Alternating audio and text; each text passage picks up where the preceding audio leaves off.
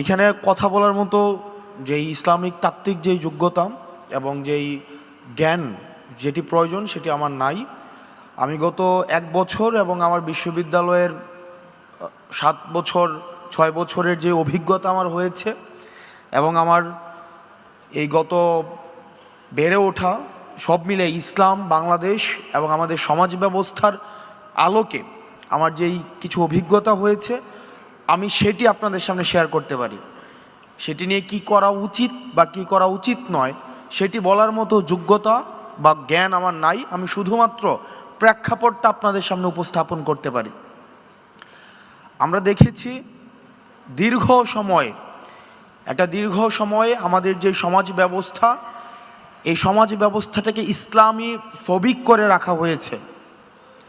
এমনভাবে আমাদের মিডিয়া, আমাদের কালচার, আমাদের শাসন ব্যবস্থা তৈরি করে রাখা হয়েছে যেখানে এমনভাবে উপস্থাপন করা হয়েছে যে একটা ইসলাম মেজরিটির একটা দেশ, সেখানে ইসলাম প্রিয়তা, ইসলামমুখী এই বিষয়টাকে ইসলাম ভীতি হিসাবে উপস্থাপন করা হয়েছে। এটা অত্যন্ত সুপরিকল্পিতভাবে করা হয়েছে। এখন সেটা থেকে উত্তরণ আমরা কিভাবে ঘটাবো, সেটার উত্তরণ নিয়ে আমরা সেটা থেকে উত্তরণ কিভাবে করতে পারি সেই বিষয়ের সেই পথ আপনাদেরকে উন্মুক্ত করতে হবে। আপনারা এখানে যারা এই বিষয়ে অভিজ্ঞ রয়েছেন, এটির পথ আপনাদেরকে উন্মুক্ত করতে হবে এবং আমাদেরকে দেখাতে হবে যে এই পথে হাঁটলে ইসলাম নিয়ে যে এই ধরনের বিভ্রান্তিকর তথ্য রাষ্ট্র ব্যবস্থায়, সমাজ ব্যবস্থায়, আমাদের কালচারাল অঙ্গনে, আমাদের সুশীল সমাজে যে ভয়টা রয়েছে সেই ভয়টা কাটানোর জন্য আমাদেরকে পদক্ষেপ নিতে হবে।